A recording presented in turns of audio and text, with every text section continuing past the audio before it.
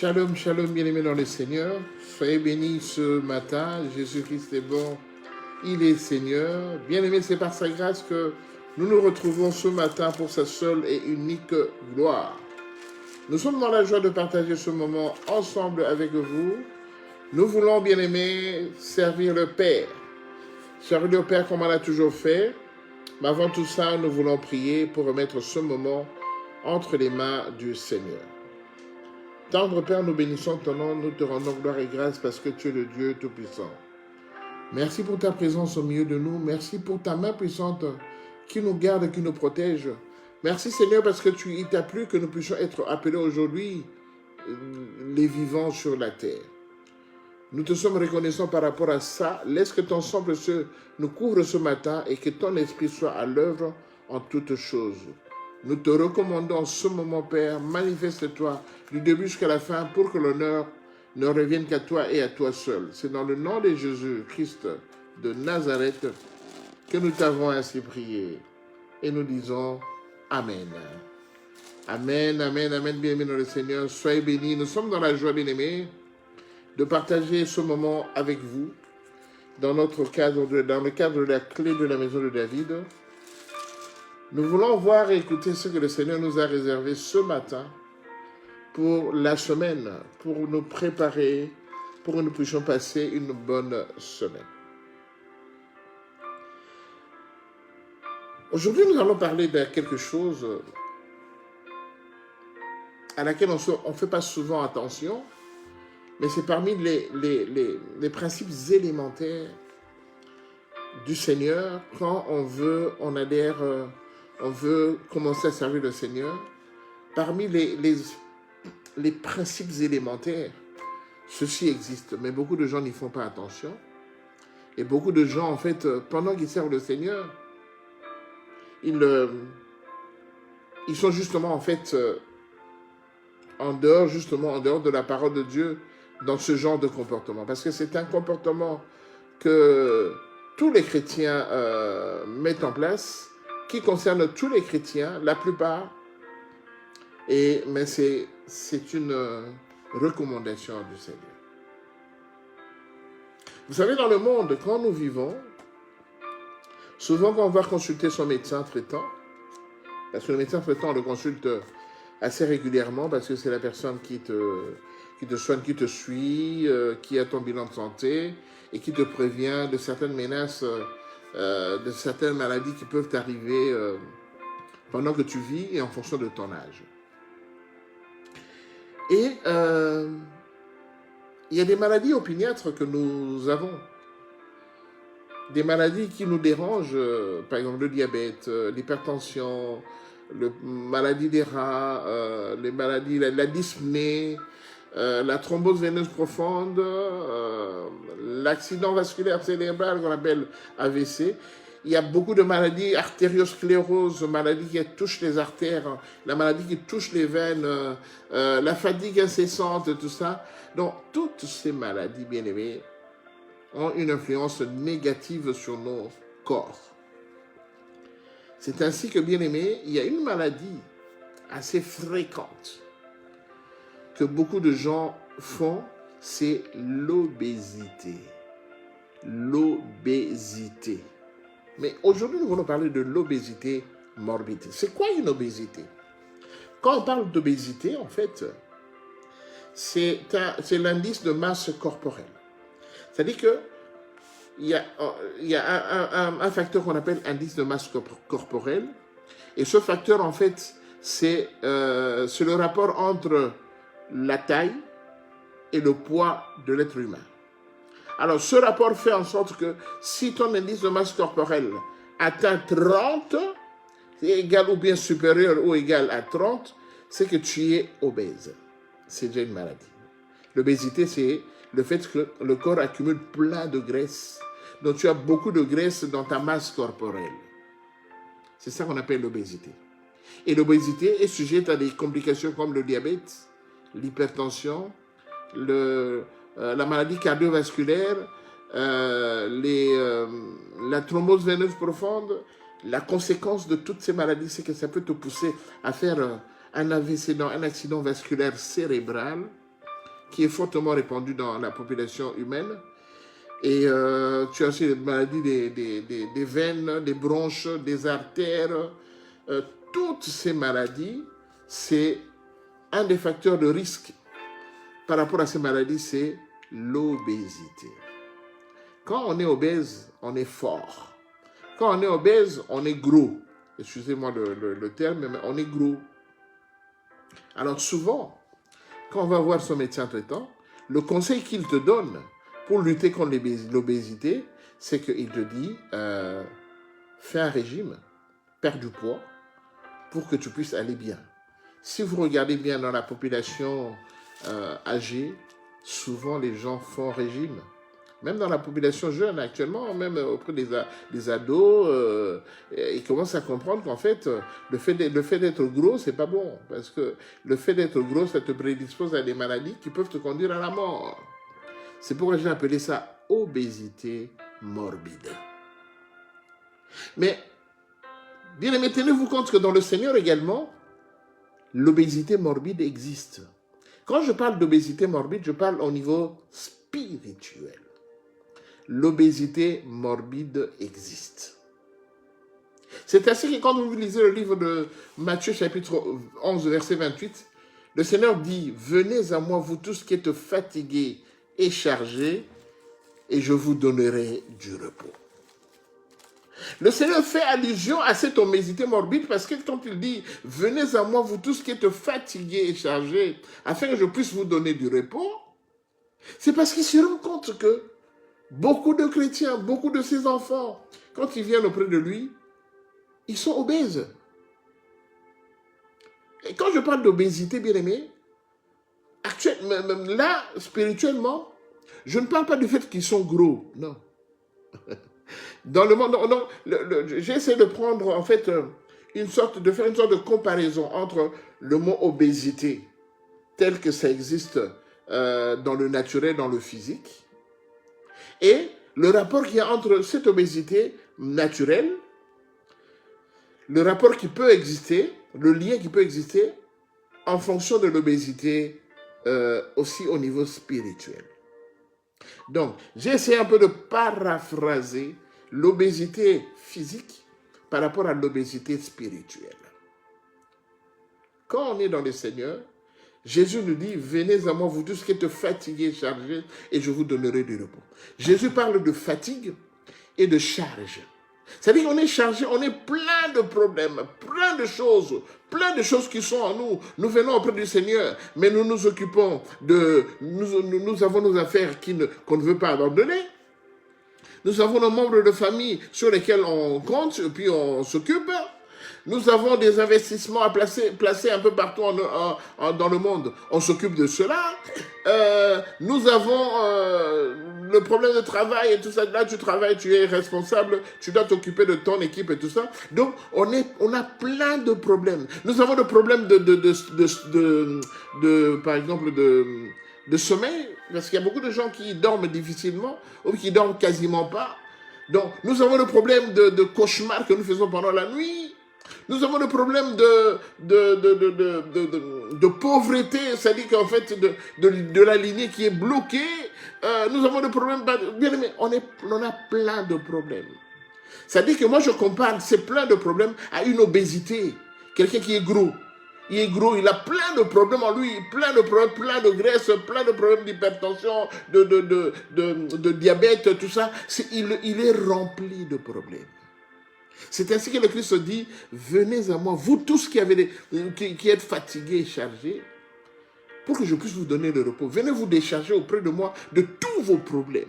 C'est-à-dire que je viens auprès de Christ, je me décharge auprès de lui de mes problèmes de santé, de mes problèmes de famille, de mes problèmes d'investissement, de mes problèmes, de mes soucis, parce que j'ai des soucis, parce que j'ai laissé mes parents en Afrique qui se portent pas bien, et cela influe sur mon spirituel, influe sur ma morale. J'ai laissé des gens qui me demandent une assistance, mais pendant que je n'ai pas la possibilité de les assister, je sais qu'ils sont en train de souffrir, et tout ça, ça joue sur mon moral. C'est-à-dire qu'en fait, je suis plein de problèmes, je suis rempli de problèmes spirituels qui m'empêchent de venir sincèrement auprès du Seigneur.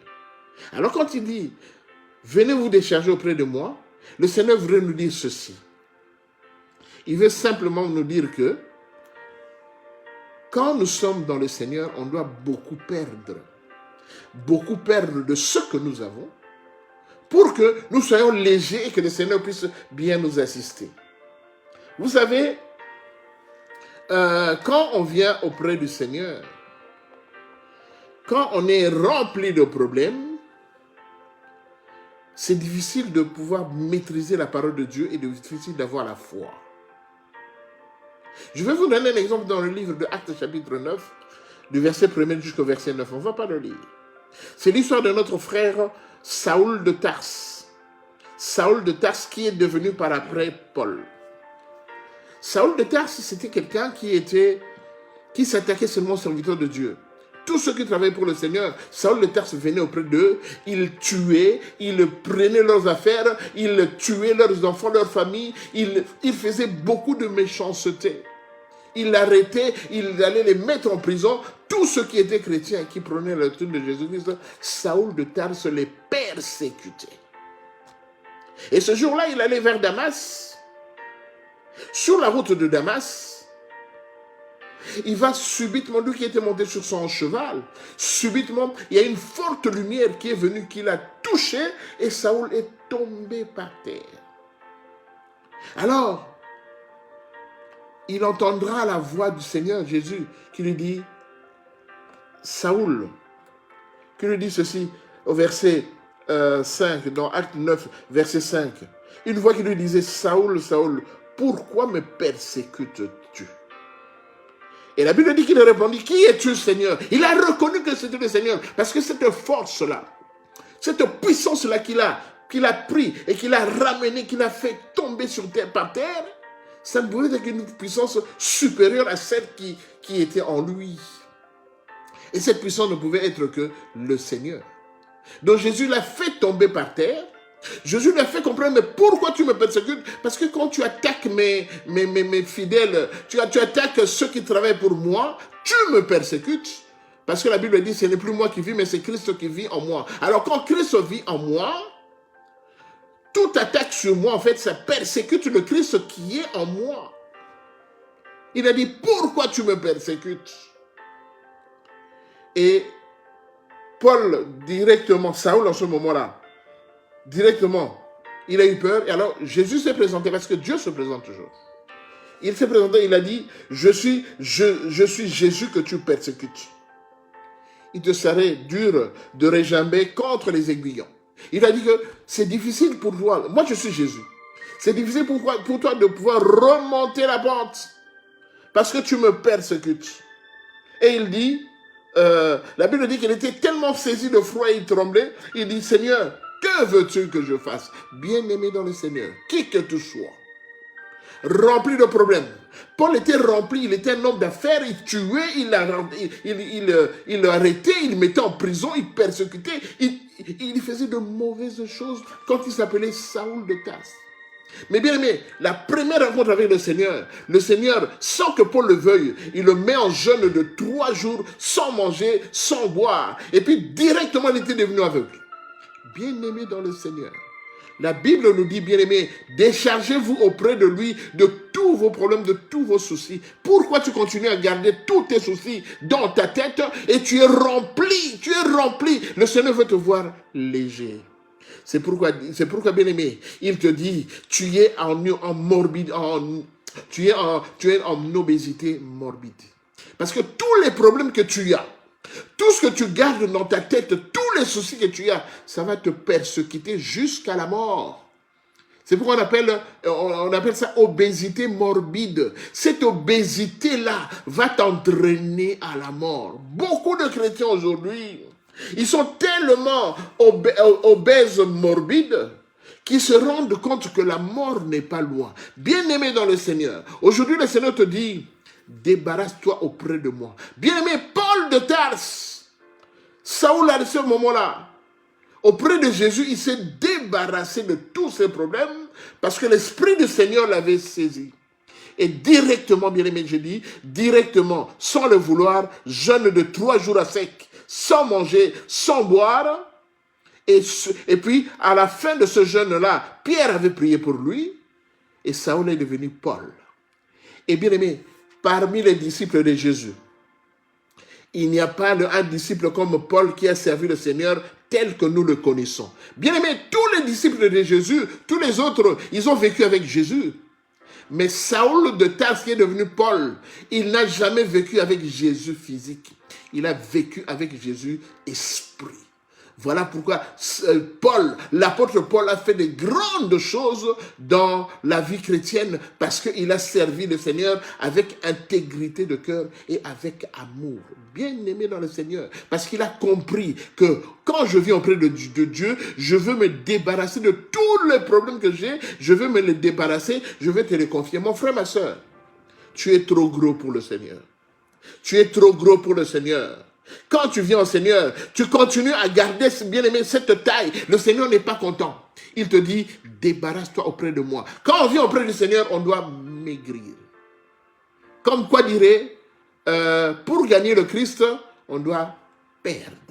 Je le dis et je le répète, pour gagner le Christ, on doit perdre. Tu dois perdre tes habitudes, tes préoccupations. Tu dois même perdre certains amis. Tu vas les perdre. Parce que quand tu viens auprès du Seigneur, tu dois faire un travail en toi. Il doit te débarrasser de tout ce qui va t'empêcher de t'approcher auprès de lui.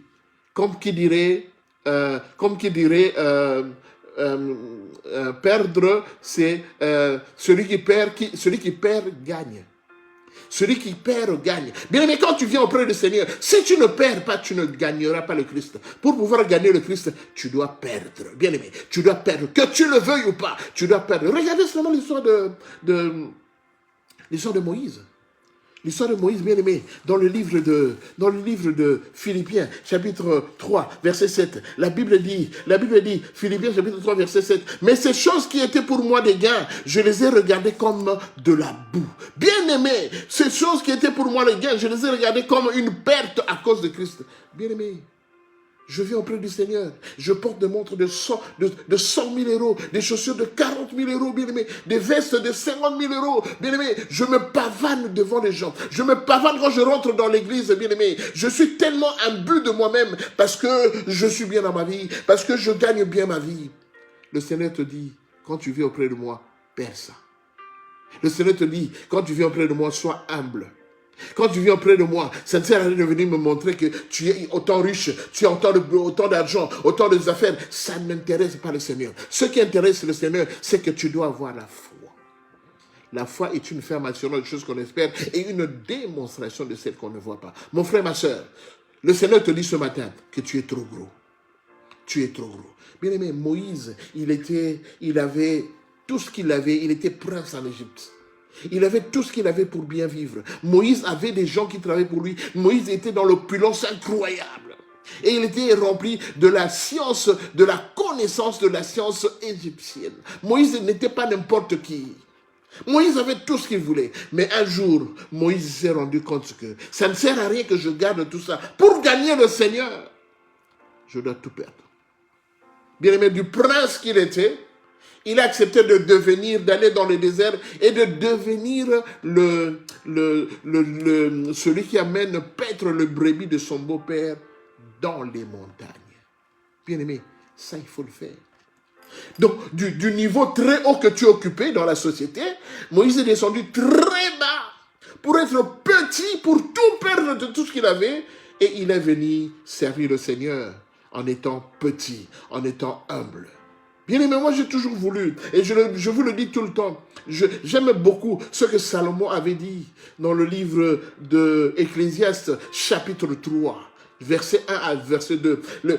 Salomon avait dit, vanité de vanité, tout est vanité. Mon frère, ma soeur, tout est vanité, que tu le veuilles ou pas, tout est vanité. Vanité de vanité. Salomon avait beaucoup d'argent. Il avait beaucoup de femmes. Mais auprès de ces femmes-là, il est allé jusqu'à avoir 1000 femmes. Mais malgré les 1000 femmes, Salomon n'avait toujours pas réussi à avoir ce qu'il était en train de chercher. Parce qu'il sentait qu'il y avait un vide en lui. Il voulait combler ce vide en ayant beaucoup de femmes. Mais finalement, jusqu'à 1000, il s'est rendu compte que ça ne servait à rien. Il n'en avait toujours pas. C'est pourquoi il a dit, vanité de vanité, tout est vanité. Mon frère, ma soeur, tout est vanité. Les objets que tu as, je ne suis pas contre les gens qui sont hyper riches, les gens qui ont tout ce qu'ils veulent. Je ne suis pas contre vous. Mais j'aimerais seulement te dire que tu peux être tout cela. Mais si tu n'as pas le Christ en toi, c'est rien. Pour gagner le Christ, tu dois tout perdre.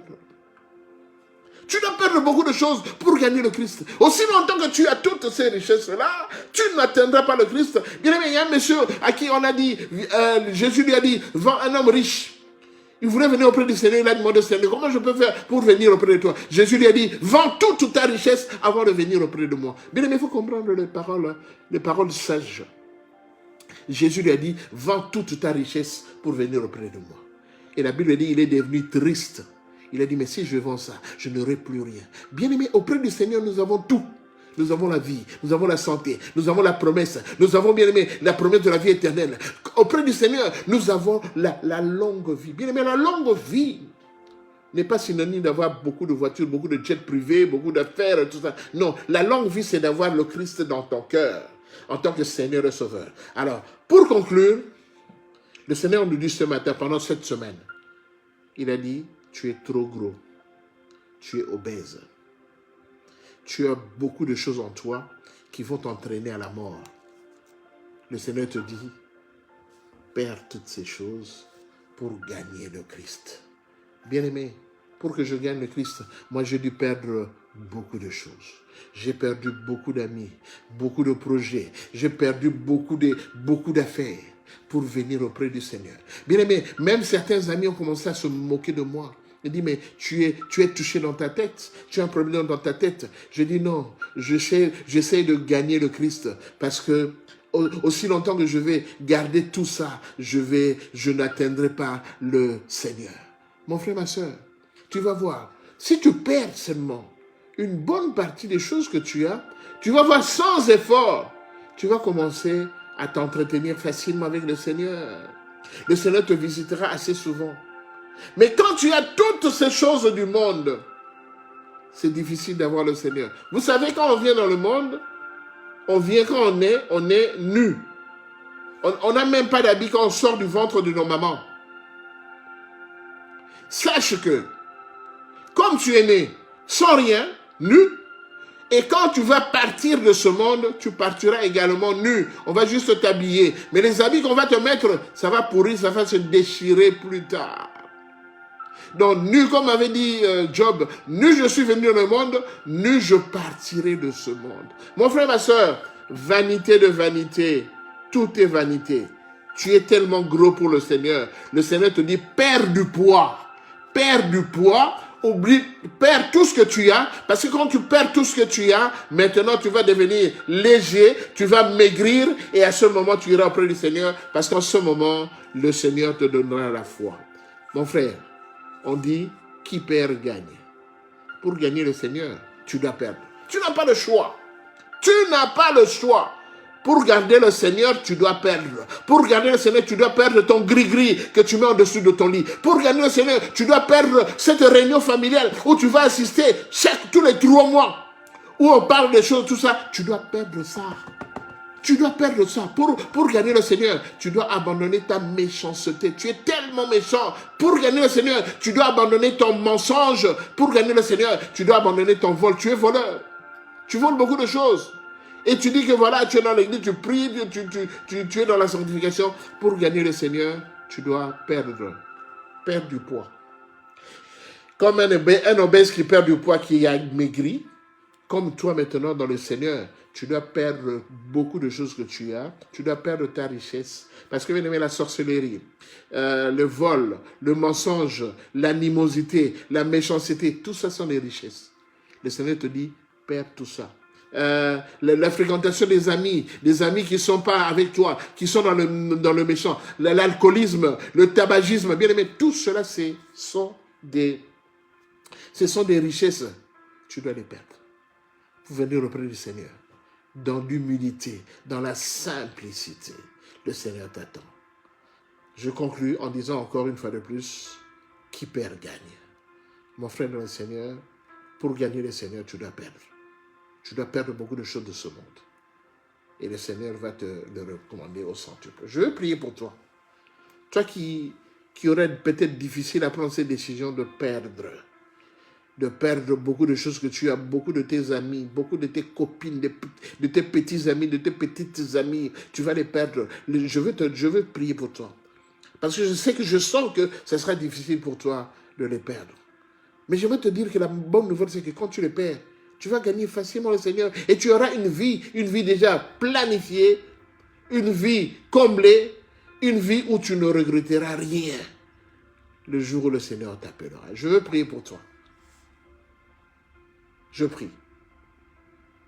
Tendre Père, je bénis ton nom parce que ce matin, un frère et une sœur ont entendu ta parole, Seigneur. La Bible déclare, il envoie la parole et cette parole les guérit. Seigneur, ma prière ce matin, que tu puisses toucher ce frère et cette sœur qui ont compris ta parole, Père, et qui se sont rendus compte que réellement, ils étaient trop riches, fort riches, et ils étaient obèses. Or, c'est une obésité qui peut les entraîner vers la mort. Ma prière ce matin, Seigneur, et que tu puisses encore, Père gloire Jésus, remettre, Père gloire Jésus, dans le cœur de mon frère et dans le cœur de ma soeur, l'homme de Galilée, que tu puisses remettre, Père gloire Jésus, la foi, comme le dit dans le livre d'Hébreux, chapitre 11, verset 1. Or, la foi est une ferme assurance de choses qu'on espère et une démonstration de celles qu'on ne voit pas. Seigneur, parce que beaucoup de gens, ayant manqué la foi, ils ont manqué, Père gloire Jésus, d'aller auprès de toi, Seigneur. Étends ta main puissante. La Bible déclare que ta main n'est pas courte pour sauver, ni tes oreilles trop dures pour entendre. Seigneur, étends ta main. Touche encore mon frère, Seigneur. Touche encore mon frère, afin qu'il ouvre la porte de son cœur, que tu rentres dans son cœur, que tu puisses t'y installer, Père, afin que la paix et la joie rentrent dans le cœur de mon frère, que la paix et la joie rentrent dans le cœur de ma sœur. Seigneur, établis encore mon frère et ma soeur ce matin, afin qu'ils comprennent que quand tu viens, quand tu leur demandes de perdre, Seigneur Jésus-Christ, Père, c'est pour qu'ils puissent te gagner dans leur cœur.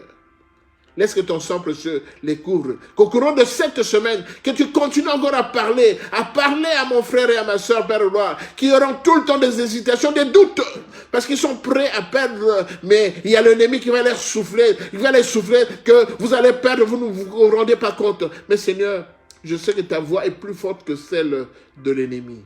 Que pendant cette semaine, Seigneur, qu'il y ait un changement dans leur vie et que seul ton nom soit loué, Seigneur. Car c'est en toi qu'appartiennent le règne, la puissance et la gloire. Dans le nom de Jésus, j'ai ainsi prié. Amen. Amen, amen, bien aimé dans le Seigneur. Nous sommes arrivés à la fin de cet enseignement d'obésité morbide. Tel que l'obésité morbide existe dans le monde, dans le Seigneur également, l'obésité morbide nous touche les chrétiens. Et le Seigneur nous a recommandé ce matin en nous disant que celui qui perd gagnera. Celui qui va perdre gagnera mon estime, gagnera mon attention, gagnera ma personne et sa vie sera sauvée. Que le Seigneur vous bénisse, bien-aimés. Si le veut, nous allons nous revoir le vendredi prochain à 18h pour notre live de fin de semaine. Mais sinon, je vous souhaite une très excellente semaine. Shalom, shalom.